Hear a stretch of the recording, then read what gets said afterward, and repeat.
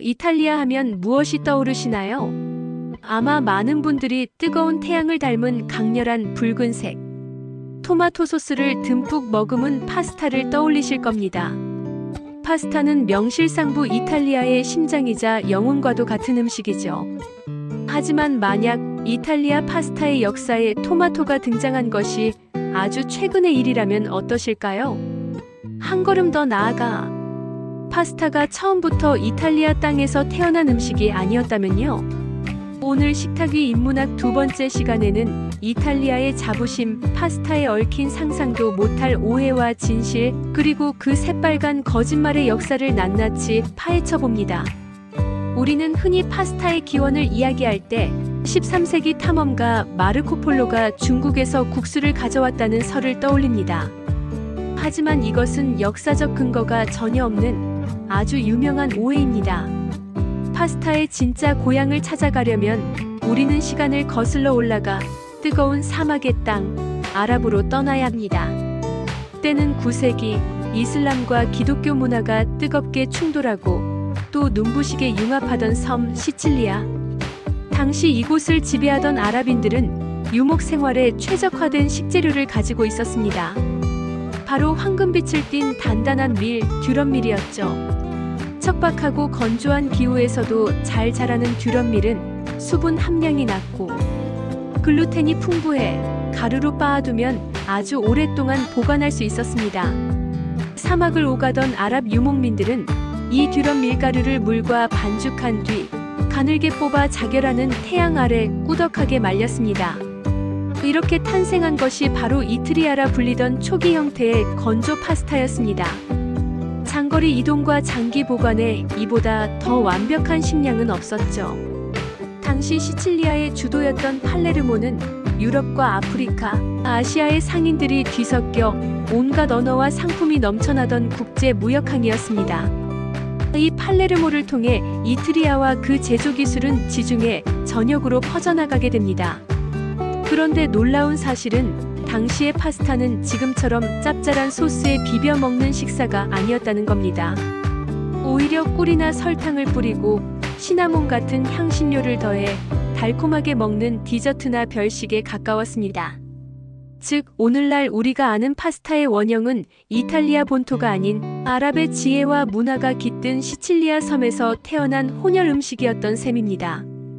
시칠리아에서 시작된 건조 파스타는 이탈리아 남부의 가난하고 혼잡했던 도시 나폴리에서 운명적인 전환점을 맞이합니다.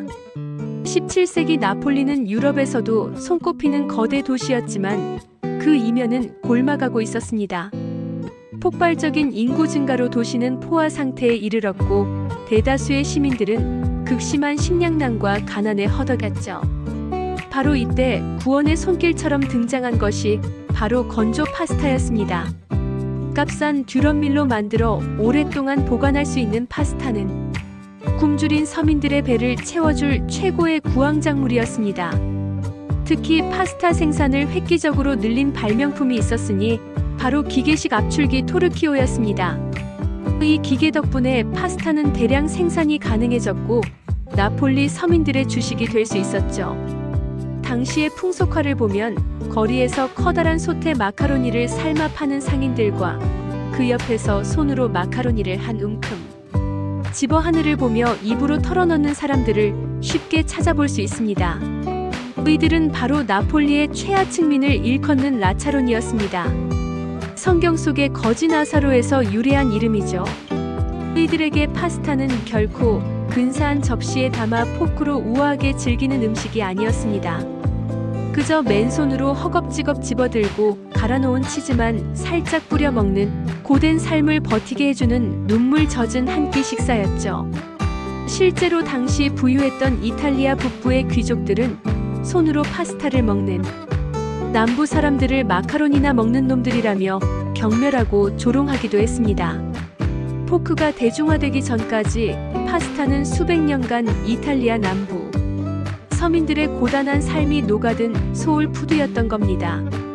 그렇다면 이 가난한 자들의 음식은 언제부터 지금의 상징인 붉은 옷을 입게 된 걸까요? 놀랍게도 토마토는 파스타의 역사에 아주 늦게 등장한 늦깎이 파트너였습니다.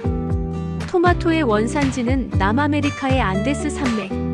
16세기 콜럼버스의 교환 이후 유럽에 전해졌지만 그 여정은 순탄치 않았습니다. 당시 유럽인들에게 토마토는 아름답지만 기괴한 식물이었죠. 독초인 벨라돈나와 비슷하게 생겼다는 이유로, 성경에 등장하지 않는 신대륙의 작물이라는 이유로, 오랫동안 악마의 열매라는 불명예스러운 별명으로 불리며 관상용으로만 취급되었습니다. 이 붉은 열매의 누명을 벗겨준 것은 역설적이게도 또다시 배고팠던 나폴리의 서민들이었습니다. 19세기 초 극심한 가난 속에서 먹을 것이라고는 파스타밖에 없던 그들은 에라 모르겠다 하는 심정으로 붉은 토마토를 끓여 으깨 파스타 위에 얹어 먹기 시작했습니다. 주변에서는 독이 있을지 모른다며 모두가 말렸죠. 그 맛은 과연 어땠을까요? 그야말로 미식의 혁명이었습니다. 토마토이. 새콤달콤한 감칠맛이 밋밋했던 파스타의 맛을 폭발적으로 끌어올려준 겁니다. 가난한 나폴리의 거리에서 시작된 이 운명적인 만남은 곧 이탈리아 전역으로 퍼져나갔습니다. 마침내 1837년 이폴리토 카발칸티라는 요리사가 자신의 요리책에 토마토 소스를 곁들인 파스타 레시피를 소개하며 그 조합은 공식적인 인정을 받게 되죠. 더욱이 이 시기는 이탈리아가 여러 도시 국가로 분열된 상태를 끝내고 하나의 통일 국가로 나아가던 리소르지멘토 운동이 한창이던 때였습니다. 붉은 토마토, 하얀 파스타, 그리고 초록색 바질의 조합은 마치 이탈리아의 국기 트리콜로레를 상징하는 듯했고, 토마토 소스 파스타는 우리는 하나라는 민족주의의 상징으로 급부상하며 이탈리아를 대표하는 요리로 당당히 자리매김하게 됩니다. 19세기 말과 20세기 초 수많은 이탈리아 남부인들이 지긋지긋한 가난을 피해 기회의 땅, 미국으로 향하는 배에 몸을 실었습니다. 그들의 낡은 짐가방 속에는 고향의 맛을 잊지 않게 해줄 건조 파스타가 들어있었죠. 하지만 미국에서 파스타는 또 한 번의 극적인 변신을 겪게 됩니다. 원래 이탈리아에서 파스타는 면 본연의 맛과 식감을 중시해 소스는 면을 살짝 감쌀 정도로만 사용하는 것이 일반적입니다. 고기 요리는 세콘도 피아토라 불리며 파스타 다음 순서에 따로 나오죠. 하지만 뭐든지 풍족했던 미국 땅은 달랐습니다. 이민자들은 고향에서 마음껏 먹지 못했던 고기와 소스를 그리운 파스타 위에 산더미처럼 쌓아 올리기 시작했습니다. 그것은 성공의 증표이자 풍요의 상징이었습니다. 잘게 다진 고기를 토마토 소스와 함께 냄비 가득 끓여내 스파게티 위에 국처럼 부어 먹는 미트볼 스파게티가 바로 그렇게 탄생했습니다. 이탈리아 본토 사람들은 기겁할 만한 모습이었지만 이 미국식 이탈리아 요리는 엄청난 성공을 거뒀습니다. 치킨 파마산, 페투치네 알프레도처럼 미국에서 재창조된 요리들은 이탈리아 이민자들의 새로운 정체성이 되었죠. 이 요리들은 2차 세계대전 이후 미국의 대중문화와 함께 전 세계로 퍼져나가며 파스타 하면 떠오르는 표준적인 이미지를 만들었습니다. 어쩌면 오늘날 우리 대부분이 알고 있는 푸짐한 파스타는 사실 이탈리아 본토의 맛이 아닌 아메리칸 드림 속에서 재탄생한 모습에 더 가까울지도 모릅니다. 아랍 유목민의 보존식에서 시작해 나폴리 서민들의 눈물 젖은 식사로, 그리고 늦깎이 파트너 토마토를 만나 이탈리아의 상징이 되고 미국으로 건너가 세계인의 음식이 되기까지, 우리가 당연하게 여겼던 한 접시의 파스타에는 이처럼 수많은 문명의 교류와 계급의 역사, 그리고 드라마틱한 반전의 이야기가 숨쉬고 있었습니다. 이제 파스타를 드실 때 그 안에 담긴 지중해의 태양과 나폴리의 열정, 그리고 아메리칸 드림의 풍요로움을 함께 느껴보시는 건 어떨까요? 식탁 위 인문학, 다음 시간에는 바다 건너 인도로 떠나보겠습니다.